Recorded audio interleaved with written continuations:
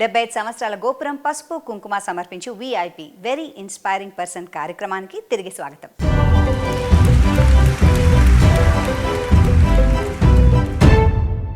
గుండె జబ్బులు అన్నవి ఏ వయసులో వస్తాయి, అసలు దాన్ని తెలుసుకోవడం ఎలా అండి? ఒకటి పుట్టుకతో వస్తాయి, దాన్ని కంజెంటల్ హార్ట్ డిసీజెస్ అంటారు. మన కన్సాంగ్యునస్ మ్యారేజెస్ అంటే మేనల్లుడు మేనరికంలో చేసుకున్న వాళ్ళు హెరిడిటరీ వల్ల కొన్ని జబ్బులు వస్తాయి. ఈ కంజెనిటల్ బై బర్త్తోనే ఉంటాయన్నమాట. రెండోది ఏంటంటే లోయర్ సోషియో ఎకనామిక్ గ్రూప్లో అంతకుముందు ఏంటంటే మనకి వాల్యులర్ డిసీజ్ అని ఉండే, పూర్ మ్యాన్స్ డిసీజ్ అనేవాళ్ళు.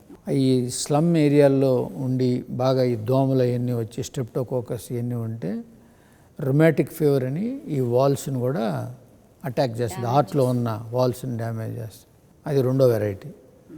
మూడోది రిచ్ మ్యాన్ డిసీజ్ అంటే మనం ఇప్పుడు ఈ హార్ట్ అటాక్లు ఇవన్నీ వచ్చి బైపాస్ సర్జరీలు ఇవన్నీ చేస్తున్నామే, ఇవన్నీ కూడా ఏంటంటే ఈ జబ్బులు మనం తినే తిండి, హై కొలెస్ట్రాల్ ఉన్న ఫుడ్డు, అదేవిధంగా బాగా డబ్బు సంపాదించినప్పుడు టెన్షన్స్, స్ట్రెస్తో, తర్వాత షుగరు, తర్వాత హైపర్ టెన్షను, స్ట్రెస్తో పాటు బ్లడ్ ప్రెషర్ కూడా పెరుగుద్ది అనమాట. ఇవన్నీ ఉన్న వాళ్ళకి rich man disease, coronary artery disease అంటాం. సో ఈ విధంగా 3 రకాలు ఉంటాయి. ఇంతకుముందు 60 years ప్లస్లో ఉన్నవన్నీ కూడా ఇప్పుడు 30, 25, 40 years నుంచి కూడా హార్ట్ డిసీజెస్ స్టార్ట్ అయింది. మీరు అన్నట్టుగా పుట్టుకతోనే వచ్చే డిజీజ్ని పుట్టినప్పుడే పిల్లలు కనిపెట్టచ్చా మనం? పుట్టుకతో వచ్చినవన్నీ కూడా బ్లూ బేబీస్ అంటాం. మొత్తం పెదాలు, గోళ్ళు, చేతులన్నీ కూడా నీలంగా బ్లాక్ కలర్లో పడుతాయి. ఎందుకనంటే ఆ హార్ట్లో మిక్సింగ్ ఆఫ్ ఆక్సిజనేషన్ సరిగా ఉండక దాంట్లో ఉన్న హార్ట్లో ఉన్న కొన్ని ఊపిరితిత్తులకు వెళ్ళే రక్తనాళాలన్నీ క్లోజ్ అయిపోయింది.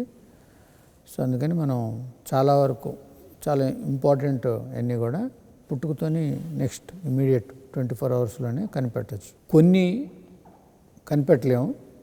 చైల్డ్హుడ్ అంటే 3 years 4 years వచ్చినప్పుడు ఫ్రీక్వెంట్గా కోల్డ్ ఇవన్నీ వస్తుంటే అప్పుడు టెస్ట్ చేస్తే అప్పుడు తెలుసుకోవచ్చు. ఈ బ్లూ బేబీస్ అనేది చాలా ఎమర్జెన్సీ కింద చేయాలి. లేకపోతే మనం ట్రీట్ చేయకపోతే ఫస్ట్ బర్త్డేకి కూడా 50% కూడా ఉండరు. స్ట్రెస్ లేకుండా హెల్దీగా ఉండాలి, ఈ హార్ట్ అటాక్ రాకుండా ఉండాలంటే ఎలాంటి లైఫ్ స్టైల్ ఉండాలంటారు? ఈరోజు అదేం పెద్ద ఎక్కడో మనం నేర్చుకోవాల్సిన అవసరం కాదు. మన గ్రాండ్ పేరెంట్స్ని చూస్తే వాళ్ళు చేసే లైఫ్ స్టైల్, వాళ్ళు ఎర్లీ మార్నింగ్ లేస్తారు, హ్యాపీగా తిరుగుతుంటారు, తర్వాత పొలానికి వెళ్తారు. పొలానికి వెళ్ళినప్పుడు డైలీ ఒక 5-6 kilometers వాకింగ్, తర్వాత ఫ్రెష్ ఫుడ్స్ తింటారు. ఉడకబెట్టి 4-5 రోజులు మైక్రోవేవ్లో పెట్టి దాన్ని మార్చి ఫ్రిడ్జ్లో పెట్టుకొని దాంట్లో ఉన్నాయి లేకుండా ఫ్రెష్ ఫ్రూట్స్ ఉంటాయి, ఫ్రెష్ వెజిటబుల్స్ ఉంటాయి. నాన్ వెజిటేరియన్ కూడా వాళ్ళకి చాలా ఫ్రెష్గా ఉంటుంది. ఒకటి వాకింగు, తర్వాత మంచి డైటు, హెల్దీ డైట్. తర్వాత ఇప్పుడులాగా మనం ఈ టెన్షన్ లేదు వాళ్ళకి. ఊళ్ళోకి వెళ్ళామంటే ఎక్కడ కావాలంటే అక్కడ ఆడుకుంటూ ఉండొచ్చు పిల్లలు, కానీ పెద్దవాళ్ళు కూడా అలాగే ఉంటారు. డబ్బు సంపాదించాలి, పెరగాలి, కంపారిజన్స్ లేదు. పక్క ఇంట్లో బెంజ్ కార్ ఉందా లేకపోతే ఇంకోటి అనేది. సో అవన్నీ లేని దానివల్ల లైఫ్ స్టైల్ ఆటోమేటిక్గా టెన్షన్ ఫ్రీ లైఫ్ స్టైల్ అయిపోద్ది. డైలీ మనం మామూలుగా ఎక్సర్సైజెస్ కూడా భోజనం తినేటప్పుడు కూడా కింద కూర్చొని మోకాళ్ళకి ఏం జబ్బులు రాకుండా డైలీ 3 times కూర్చొని తింటా ఉంటే హ్యాపీగా ఉండేది. సో దానికి కాంట్రరీ మనం ఈరోజు సిటీ లైఫ్ చూస్తే కారు ఎక్కుతాం, ఆఫీసులో దిగుతాం, లిఫ్ట్ ఎక్కుతాం, రూమ్లో కూర్చుంటాం, అన్నీ ఏసీలు. ఇంటికి వచ్చిన తర్వాత కదులుదామని అంటే రిమోట్లు, డోర్ తీయటానికి రిమోటు, టీవీ ఆన్ చేయడానికి రిమోటు, పోనీ కూర్చొని తిందామని అంటే డైనింగ్ టేబుల్స్, అది కాదంటే బెడ్రూమ్ పక్కనే మళ్ళీ ఒక డైనింగ్ టేబుల్. సో ఈ విధంగా ఇంట్లో కూడా మనకి లైఫ్ స్టైల్ లేకుండా, తర్వాత మరీ ఏదైనా లేకపోతే అక్కడికి ఫోన్ చేసి పిజ్జా హట్టో బర్గరో అవి తెప్పించుకోవటం. సినిమాలకు వెళ్తే అది ఒక ప్యాషన్, అక్కడంతా ఉన్నాయి, మళ్ళీ తిని ఉన్న 3 గంటల్లో 2 సార్లు మనం ఫుడ్ తింటూ ఉండాలి. సో ఫిజికల్గా యాక్టివ్గా ఉండాలంటారు? ఫిజికల్గా యాక్టివ్గా ఉండాలి, మైండ్ ఫ్రెష్గా ఉంటుంది. ఫిజికల్ యాక్టివ్గా ఉన్నప్పుడు సో ఏదో ఒక గేమ్ ఆడాలి, ఒక ఆట ఆడాలి. ఇక్కడంటే ఆడాలి, అక్కడైతే వాళ్ళు ఏదో ఒకటి చేస్తూనే ఉంటారు. ఈవెన్ టుడే మీరు విలేజెస్లో చూస్తే హార్ట్ డిసీజ్ అనేది చాలా తక్కువ. అదే సిటీలో ఉంటే 30 years నుంచి మీరు 80 years వరకు చూస్తూనే ఉంటారు. నేను బేసిక్గా అందరికి చెప్తుంటా, జబ్బులు అనేది కనీసం ఒక జబ్బు రావాలంటే మనం 10 లక్షలు పెట్టి కొనుక్కోవాలి. అవునా? జబ్బులు ఫ్రీగా రావు. ఏ జబ్బు కూడా మీకు ఫ్రీగా రాదు. జబ్బుని మనం డబ్బు పెట్టి కొనుక్కోవాలి. కొన్ని జబ్బులు ఫ్రీగా వస్తాయి, మన హెరిడిటరీ జబ్బులు. ఎలాగో మన తల్లిదండ్రుల నుంచి ఆస్తి ఎలాగో వస్తుందో వాళ్ళు కొంత పోర్షన్ ఈ జబ్బులు కూడా ఇస్తారనమాట. ఏ విధంగా మనం 10-15 లక్షలు ఖర్చు పెడితే మనకు జబ్బులు వస్తాయనంటే ఇంతకుముందు నేను చెప్పినవన్నీ, ఈ బర్గర్లు కానీ, డ్రింక్స్ కానీ, స్మోకింగ్ అయిన కానీ, ఏదైతే మనం ఎంత ఖర్చు పెడితే అప్పుడు ఈ జబ్బులు మనకు వస్తాయి. ఈరోజు లివర్ జబ్బు రావాలన్నా మనం ఆల్కహాల్ వల్ల వస్తుంది, లంగ్ క్యాన్సర్ రావాలన్నా స్మోకింగ్ వల్ల వస్తుంది, అదేవిధంగా హార్ట్ డిసీజ్ రావాలంటే రిచ్ ఫుడ్ తినదాని వల్ల వస్తుంది. ఇవన్నీ సూపర్ స్పెషాలిటీ హాస్పిటల్స్ అంటే స్పెషలైజ్డ్ సర్వీసెస్ ఇస్తారు. మరి అలాంటప్పుడు బిజినెస్ ఎంత చూసుకోవాలి, అలాగే సూపర్ స్పెషాలిటీ హాస్పిటల్లో services with ethics and morals ఎలా చూడాలి? ఈ రెండింటిని ఎలా మీరు బ్యాలెన్స్ చేస్తారు? నేను బిగినింగ్ నుంచి కూడా మిడిల్ క్లాసు, లోయర్ మిడిల్ క్లాస్కి చాలా తక్కువ ఖర్చుతో చేయాలనే ఉద్దేశంతో స్టార్ట్ చేశాను. కానీ ఈరోజు మనం స్టాటిస్టికల్గా తీసుకుంటే 100కి 100 మంది చేరినప్పుడు హాస్పిటల్ చేరక ముందు వాళ్ళు అబోవ్ మిడిల్ క్లాస్లో ఉంటే హాస్పిటల్ బిల్లులు పే చేసి బయటకు వస్తే ఆ 100లో 40 మంది బిలో పవర్టీ లైన్కి వచ్చేస్తారు. ఇది మన దేశంలోనే కాదు, ప్రపంచంలో కూడా. కానీ దీన్ని ఏది తప్పు పట్టాలనేది, ఎవరిది తప్పు అనేది విశ్లేషణ చేస్తే నేను స్టార్ట్ చేసి 4 decades అయింది. మనం హెల్త్ కేర్ని చూస్తే 40 సంవత్సరాల క్రితం హెల్త్ కేర్ అంటే ఏంటంటే ఒక డాక్టర్ దగ్గరికి వెళ్ళినప్పుడు పల్స్ చూసి జ్వరం అంటే ఏదో 2 ట్యాబ్లెట్స్ రాసి ఇచ్చేవారు. ఆ 2 ట్యాబ్లెట్స్ వల్ల పెద్ద ఖర్చు అయ్యేది కాదు. ఒక 5-6 రోజుల్లో కొంతమందికి నయం అయ్యేది, కొంతమందికి కాకపోతే ఇంకా పెద్ద హాస్పిటల్స్కి వెళ్ళేవాళ్ళు, అక్కడ కొంత ఖర్చు పెట్టుకొని వచ్చేవాళ్ళు. ఎందుకు అప్పుడు అంత తక్కువ ఖర్చు, ఇప్పుడు ఎక్కువ ఖర్చు అంటే ఆ రోజు టెక్నాలజీ లేదు. టెక్నాలజీ అంటే ఆ రోజు ఎక్స్రే ఉంటే కూడా చాలా ఎక్కువ. ఈరోజు అదే రేడియాలజీలో మనం డయాగ్నోస్ చేయాలి అంటే అప్పుడు 10 రూపాయలు ఉన్న ఎక్స్రే ఈరోజు ఒక ఎంఆర్ఐ కొనాలంటే 4 కోట్లు, 5 కోట్లు, 10 కోట్లు అవుతుంది. పెట్ స్కాన్ చేయాలంటే 20 కోట్లు అవుతుంది. సిటీ స్కాన్ అంటే 3-4 కోట్లు అవుతుంది.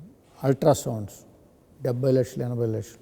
ఈ విధంగా టెక్నాలజీ పెరిగిన దానివల్ల రెండోది పేషెంట్లో కూడా క్వాలిటీ టెక్నాలజీ బేస్ చేసుకొని నాకు మంచిగా డయాగ్నోసిస్ అవ్వాలి అనే దాంట్లో వెళ్ళి ఒకవేళ ఏదైనా ఉంటే మెడికో లీగల్గా వెళ్తున్నారు. ఫర్ ఎగ్జాంపుల్ ఇంతకుముందు ఫీవర్ అంటే మనకున్న క్లినికల్ నాలెడ్జ్తో టైఫాయిడా, మలేరియానా, డెంగ్యూ అని అప్పుడు 40 సంవత్సరాల క్రితం ఈ క్లినికల్ నాలెడ్జ్తో ఈ విధంగా ఉన్నప్పుడు ఈ మందులు ఇస్తే అవి చాలా వరకు 90% తగ్గిపోయేది. ఒకవేళ తగ్గలేదనుకో వేరే ఇంకో ట్రీట్మెంట్ ఇచ్చేవాళ్ళు. అప్పుడు ఇంకా మన విధి మనం చేసిన ట్రీట్మెంట్ అని వెళ్ళిపోయేవాళ్ళు. ఇప్పుడు అలా కాదు, కోర్టుకు వెళ్తున్నారు. కోర్టుకు వెళ్ళి నాకు ఫీవర్ వచ్చింది, వీళ్ళు టైఫాయిడ్కి టెస్ట్ చేయలేదు, మలేరియాకి టెస్ట్ చేయలేదు, తర్వాత డెంగ్యూకి టెస్ట్ చేయలేదు, ఊరికి ఏదో ట్రీట్మెంట్ ఇచ్చారు. సో ఈ టెస్టులు చేయని దానివల్ల నా జబ్బు నయం కాలేదు, తర్వాత దానివల్ల నేను సఫర్ అయ్యాను అని వాళ్ళు అంటారు. దీనికి కోర్టుకి వెళ్ళినప్పుడు ఏంటంటే ఎవిడెన్స్, నువ్వు చేసావా చేయలేదా. చేయలేదనుకో తప్పు హాస్పిటల్, డాక్టర్స్. చేసావంటే ఖర్చు అవుతుంది. 40 సంవత్సరాల క్రితం హాస్పిటల్స్ అంటే ఏ ఫిలాంథ్రఫిస్ట్ ట్రస్ట్ లేకపోతే మిషనరీ పెట్టి డొనేషన్స్ తీసుకొచ్చి కట్టేవాడు. అప్పుడు డాక్టర్లు కూడా ఒక హాస్పిటల్లో 3-4 ఉంటే అన్ని జబ్బులను చూసేవాళ్ళు. ఈరోజు బాడీలో ఉన్న ఆర్గాన్స్ అన్నిటికీ ఒక్కొక్క ఆర్గాన్కి 4 డాక్టర్లు తయారయ్యారు. మళ్ళీ దాంట్లో సూపర్ స్పెషాలిటీ. సో వీళ్ళందరూ వచ్చి చూడాలి. సో వాళ్ళందరూ కూడా ఛార్జ్ చేయాలి, టెక్నాలజీకి చేయాలి. తర్వాత ఇంతకుముందు ఒక ఫ్యాను మామూలు నొలక మంచం ఉంటే ఆడ ఆ ట్రస్ట్ హాస్పిటల్స్లో ఉండేవాళ్ళు. ఇప్పుడు 5 లక్షలు పెట్టే కాట్ కావాలి, రిమోట్తోనే మనం కిందకి పోవాలి, పైకి రావాలి, మనకే మనం చూసుకోవాలి. సో ఇంత ఎక్స్పెండిచర్ అయినప్పుడు ఈరోజు ఒక పేషెంట్కి ట్రీట్ చేయాలంటే 10 ఎంప్లాయీస్ ఉంటారు. అదే 40 సంవత్సరాల క్రితం ఒక పేషెంట్కి 10 పేషెంట్లకి ఒకే ఎంప్లాయీ ఉండేవాళ్ళు. నేను హాస్పిటల్లో అందరికీ చెప్తా, పేషెంట్లు అందరూ వచ్చి డాక్టర్లు దేవుడు అని అంటారు. నేను హాస్పిటల్లో ఉన్న వాళ్ళందరికీ దేవుడు ఎవరు? పేషెంట్. ఎందుకు పేషెంట్ దేవుడు? పేషెంటే పే చేస్తున్నాడు, చైర్మన్ కాడి నుంచి వార్డు బాయ్ దాకా. బ్యాంకులకు పే చేస్తున్నాడు, గవర్నమెంట్కి పే చేస్తున్నాడు ట్యాక్సుల రూపంలో, ఇన్కమ్ ట్యాక్స్ పే చేస్తున్నాడు. ఎవరిది తప్పు ఇక్కడ ఖర్చు పెరిగిపోతుందని అంటే ఎవరిది తప్పు? గవర్నమెంట్ ఇన్కమ్ ట్యాక్స్ కట్టించుకోకుండా వదులుతుందా? తర్వాత ఏదన్నా ఖర్చులు మన కస్టమ్స్ డ్యూటీ ఏమైనా తగ్గించిస్తుందా? లేదు బిల్డింగ్ ఫీజులు ఏమైనా తగ్గిస్తుందా? ల్యాండ్ ఏమన్నా ఫ్రీగా ఇస్తున్నారా? ఏదీ లేదు. సో ఈ బర్డన్ అంతా నీకు క్వాలిటీ కావాలి అంటే ఎక్స్పెండిచర్ అవుద్ది. ఎక్స్పెండిచర్ అయినప్పుడు పే చేయాలి. పే చేసినప్పుడు ఇందాక నేను చెప్పా, ప్రజల్లో ఇలా హాస్పిటల్లో అడ్మిట్ అయ్యి బిల్లులు పే చేసిన తర్వాత 40% బిలో పావర్టీ లైన్కి పడిపోతున్నారని. అది వాస్తవం, ఇది వాస్తవం, అది వాస్తవం. కానీ సొల్యూషన్ ఉందా? ఉంది. ఏ విధంగా దీనికి సొల్యూషన్ అని అంటే, ఒకటి గవర్నమెంట్ అన్నా టోటల్గా ఇన్సూరెన్స్ చేయాలి, లేదు మనమైనా సెల్ఫ్గా ఇన్సూరెన్స్ చేసుకోవాలి. హెల్త్ ఇన్సూరెన్స్ అన్న అవగాహన ఇంకా లేదు ప్రజల్లో. ఏది అవగాహన లేదు, మనం తెలుసుకుంటే వస్తుంది. ఓటుకు పోయినప్పుడు డబ్బులు తీసుకోవటం అవగాహన ఉంది.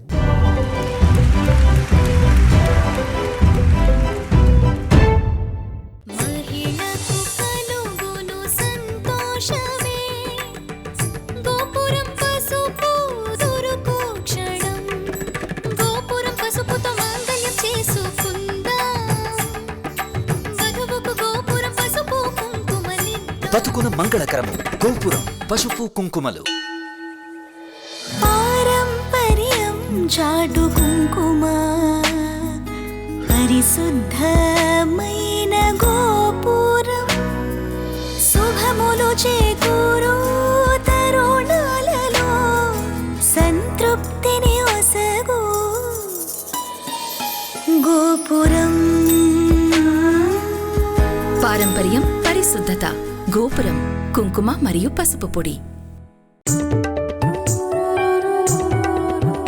ఆహా ఎంత రుచి! గోపురం గోల్డ్ ఇంగువ రుచి. వాడండి, వాడి చూడండి. గోపురం గోల్డ్ ఇంగువ. పల్లవి లేనిదే పాట లేదు, పసుపు కుంకుమ లేని పూజ లేదు. పూజ, పండగ, శుభకార్యాలన్నిటికీ శ్రేష్టమైనది గోపురం పసుపు పొడి మరియు కుంకుమ. గోపురం పసుపు పొడి మరియు కుంకుమ, భక్తి పరవశాల సంగమం.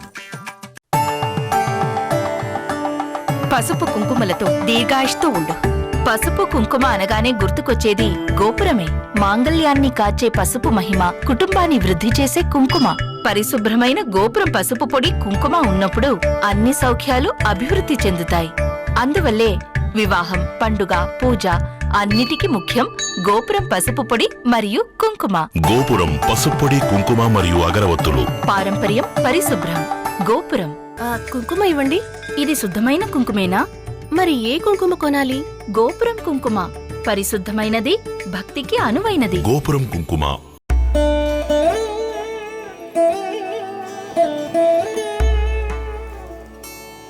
ఇది పరిశుద్ధమైన కుంకుమేనా? అవును, ఇది ప్యాకెట్ కుంకుమే. ప్యాకెట్ కుంకుమే, కాని గోపురం కుంకుమేనా? కుంకుమన్నది కాలాల తరబడి మన సంస్కృతికి చిహ్నం. అట్టి సాంస్కృతిక చిహ్నమే 70 ఏళ్లుగా ఉంటున్న గోపురం కుంకుమ. సంప్రదాయం, పరిశుద్ధత, గోపురం కుంకుమ. సంప్రదాయం, పరిశుద్ధత, గోపురం.